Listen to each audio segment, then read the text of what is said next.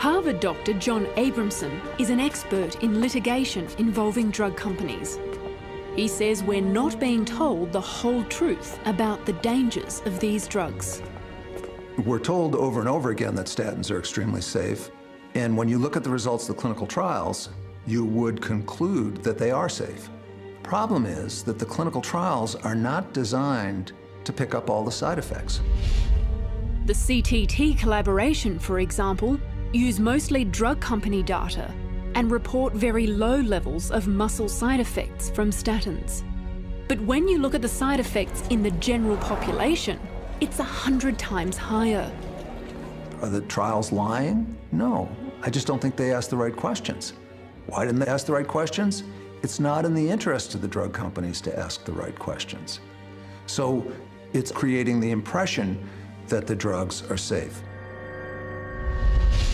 Another complication with clinical trials is that drug companies don't recruit volunteers that reflect the typical patient on statins.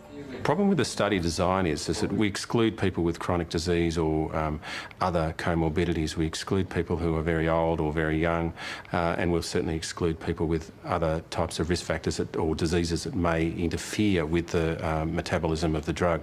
So we often get a skewed picture of what the side effect profile is. The fraction of people with problems in my sort of real world on multiple medications, et cetera, clinic is far higher. And I would say in that sample, it really seems on the order of a third of patients that develop problems. There are a lot of ways that one can manipulate data in a trial. Trials do what they call a washout period. And what that means is before they choose the people that are going to be in the trial, they give everybody the drug, and the people that have side effects get excluded from the trial. And they say that so people aren't uncomfortable when they're in the trial. But of course, it takes out all the people that have side effects, and that's very commonly done in drug trials. So the side effects would be grossly underestimated? Yes, it would definitely grossly underestimate the number of people that have side effects. They're not as safe as they've made out to be, no. In its effect, it's certainly scientific fraud, and in its effect, it's organized crime.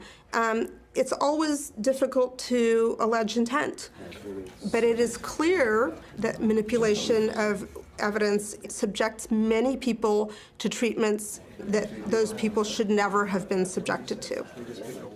I think there is criminal activity that goes on. And I think when drug companies act in ways that misrepresent information, that leads to harm, they ought to be held responsible, just like any other individual or organization that conducts itself in a way that leads to harming other people.